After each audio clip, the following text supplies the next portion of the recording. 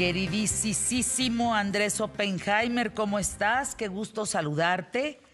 Entendemos, querido Andrés, que la fecha de toma de posesión de Trump es el 20 de enero. ¿Es correcto? 20 de enero del 2025. Así es, Fernanda, pero el impacto de su victoria electoral ya se está sintiendo como un Exacto. terremoto desde hoy, Fernanda, te diría. Fíjate que esta mañana hizo anuncios de sus primeros funcionarios y, bueno, eh, indican que va a cumplir, o pretende por lo menos cumplir a rajatabla, su promesa electoral de deportar a millones y millones y millones de indocumentados y quizás hasta de no tan indocumentados, porque sus primeros nombramientos fueron de personas durísimas, talibanes en materia migratoria. Esta mañana anunció Trump de que nombró a Thomas Homan, el que era el director interino, porque nunca llegó a ser confirmado por el Senado, pero había sido el director interino de ICE, de la agencia migratoria, en su primer mandato, en el primer mandato de Trump, y es un hombre, o sea, no sé cómo describirlo, talibán es la mejor palabra en materia migratoria. Fíjate que en una entrevista con 60 Minutes, con el programa periodístico 60 Minutos, le preguntaron cómo haría él para deportar a millones de migrantes sin separar a las familias, a los padres de los hijos. Claro, pues eso es Y él imposible. fue uno de los artífices de esa política en la primera presidencia de Trump. Y cuando la periodista le preguntó, ¿hay alguna forma de hacer estas deportaciones masivas sin separar a las familias? Y él respondió, lo más campante, claro que sí, claro que se puede. Podemos deportar a las familias enteras, cierro comillas. O sea, está insinuando de que podrían deportar incluso a la gente que está legalmente en el país, pero que tiene familiares, hijos o Claro. padres que no tienen los documentos en regla. Eh, y eh, como te decía, Oman fue uno de los artífices de toda esta No, no, política no, de no, no. separación de familias. Son Y 23 después, millones, ¿no? En principio, él piensa en eh, 23 millones. él piensa, Fernanda, pero todos los organismos serios, todos los centros de estudios serios ponen la cifra más cerca de 11 millones, menos de la mitad de lo que él dice. Algunos incluso la ponen en 8 millones. Uy. Pero bueno, para usar una cifra promedio, yo te diría que la mayoría de los centros de estudios sobre temas migratorios serios estima que hay unos 11 millones de indocumentados. Pero fíjate, Fernanda, que horas después, también hace 2 horas, 3 horas, también se filtró que Trump va a nombrar a Stephen Miller, que es el ideólogo de su política antimigratoria, también un talibán en materia migratoria, que ha dicho que en un segundo gobierno de Trump se multiplicaría por 10 el número de indocumentados deportados, imagínate. Uy. Bueno, lo acaban de anunciar semioficialmente, porque se filtró a todos los medios, de que va a ser nombrado su jefe de gabinete, o sea, el número 2 de la jefatura de gabinete. Pero no es O sea, Susi, o sea, Susi Wiles, ¿te refieres? no, ella va a ser la jefa de gabinete y él Ah, va a ah, ser el número 2. Y él va a ser el número 2. Entonces, Fernanda, lo que tienes, que es muy sintomático, que los primeros nombramientos que hace son los que se dan en el tema migratorio. Está fíjate, nombrando a la gente más dura. O aquí, sea que obviamente eso que él había dicho en la campaña no era una simple promesa de campaña, sino que realmente pareciera ser que se propone hacerlo. aquí Y hay dos además de temas. eso, El tema de Susie Wiles, que le llaman la doncella de hielo, que no es menor. Y dos, te pregunto, querido Andrés, bueno, supongamos que son esos 8 millones. No nos vamos ni a 11 que dicen algunos, ni a 25 millones que él prometió. Vámonos a esos 8. ¿Y a dónde los deporta? bueno, yo soy un poco escéptico, Fernanda, de que logre hacerlo. Yo creo que va a haber mucho más deportaciones de las que había, porque él hizo su promesa electoral de deportar a millones, de hacer la mayor deportación de la historia de Estados Unidos, etcétera, etcétera. Y también no nos olvidemos que en su discurso inaugural, el miércoles en la madrugada, dijo que tenemos un mandato sin precedentes para cumplir nuestras promesas de campaña y dijo, promesas hechas serán promesas cumplidas. O sea que él parece totalmente dispuesto y, y encaminado a cumplir con esa promesa de campaña. Ahora, del dicho al hecho hay mucho trecho, porque aunque, te repito, probablemente va a tener que hacer algo, porque si no quedaría mal con su electorado, pero deportar a millones de personas es muy caro. Y después está el tema de las libertades civiles. El hombre que él acaba de nombrar como zar fronterizo, Thomas Homan, él también ha propuesto redadas en lugar. Perdimos a Andrés.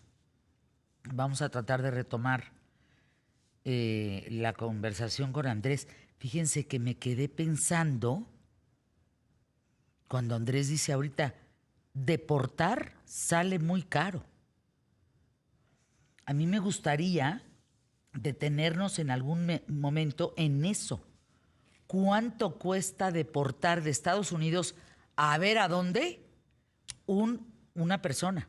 Porque si hablamos de millones, me quedo, después lo platicamos, Andrés, de eso de deportar sale muy caro. Pero estabas hablando de este personaje que va a tomar las riendas, que es un talibán en relación a las deportaciones. Sí, te decía que él, además de proponer y haber hecho separaciones de familias de indocumentados, él está hablando de redadas en lugares de trabajo, redadas policiales o usando incluso fuerzas militares, aunque no lo han dicho explícitamente, lo han sugerido. Ahora, Fernanda, yo soy un poco escéptico, como te decía recién, de que puedan deportar a 11 millones de indocumentados. Primero porque es muy caro. Hay cifras rondando de que sin contar el vuelo de regreso a México, de regreso a Haití o a la República Dominicana, cuesta unos $11.000 por migrante, una deportación. Bueno, eso sería, le haría un agujero al presupuesto de Estados Unidos impresionante si multiplicas eso por millones de personas. Yo, si tuviera que apostar hoy por hoy, te diría que obviamente van a aumentar las deportaciones, porque ahí está la promesa electoral de Trump y además el hombre parece convencido de que eso hay que hacerlo, pero nunca creo que van a llegar a 11 millones simplemente porque sería logísticamente dificilísimo y muy caro. Y eso, Fernanda, incluso antes de que se sienta el impacto económico, porque cuando empiecen a deportar a mucha más gente en la industria de la construcción, en la industria de la agricultura, en los restaurantes, los meseros, bueno, los precios van a subir, los costos laborales van a subir, los empresarios van a pasar esos costos laborales al consumidor, eso va a aumentar los precios, eso va a aumentar la inflación y eso no creo que Trump quiera que ocurra. Pero que va a haber un aumento, va a haber un aumento de las deportaciones. Es un gran tema, Andrés. Fíjate que hay que hacer un programa sobre deportaciones.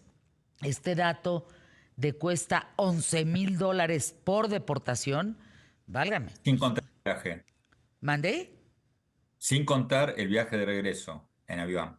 Uy, no, no, es que por eso Estamos te hablando decía, del procesamiento. Sí. sí, por eso te decía, y es que a dónde los mandan, porque yo me imaginaba, pues de Porto es Saco, ¿no? Saco a 11,000. Pues no los vas a mandar a Canadá. ¿A cuántos de ellos puedes regresar a sus países? ¿Nos tocaría a México recibirlos? Yo creo que en el caso de los venezolanos y los cubanos, que son una buena proporción de los que están entrando ilegalmente a Estados Unidos, muchos van a ir a México. Yo calculo, Fernanda, que en las negociaciones entre México y Estados Unidos que se van a venir en los próximos meses, Estados Unidos le va a decir a México, mira, esta es nuestra principal prioridad, ustedes tienen que tomar estos migrantes. Y probablemente el gobierno de la presidenta Sheinbaum le va a decir a Estados Unidos, bueno, pero eso cuesta muy caro, necesitamos que nos recompensen por otro lado y ahí vendrá una negociación que no sabemos por dónde va a ir, pero probablemente ambos lados tengan que hacer concesiones por algún lado, porque Fernanda, ninguno de los dos países puede permitirse una ruptura comercial, No, bueno. porque el comercio es tan enorme entre ambos, que ninguno de los dos puede permitirse una ruptura. Pero lo que indican estos primeros pasos de Trump, Fernanda, es que no era una simple promesa de campaña. Están realmente empezando con los primeros nombramientos de talibanes en materia migratoria y eso va a traer problemas no solo económicos, como decíamos recién, de escasez laboral en varias industrias, sino problemas de derechos humanos también, ¿no? Se Claro. empiezan a formar familias, yo Ahora, creo que a muchas...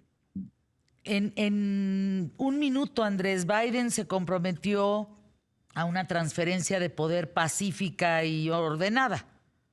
¿Será así? Sí, sí, sí, sí. Ahí yo creo que a la mitad de este país, o más de la mitad que votó por Trump, se le pierde un poco la ironía, que cuando Trump perdió, montó un escándalo, amenazó con tomar el Capitolio, sus partidarios lo hicieron, etcétera, etcétera. Cuando ganaron ellos, los demócratas le están transfiriendo el poder pacíficamente, diciendo, ok, perdimos, ganaste, aquí está el gobierno. Caray, te mando un abrazo, mi querido Andrés. Hay que ver qué pasaría con los famosos Dreamers, estas personas que fueron llevadas a Estados Unidos para, pues, trabajar y vivir una parte de una vida mucho más alentadora, que tú has hablado mucho de eso. También a estos los van a deportar. A ver si lo podemos platicar más adelante. Andrés, te mando un abrazo siempre con mucho cariño y agradecimiento. Claro que sí, Fernanda, hasta siempre. Hasta siempre, Andrés.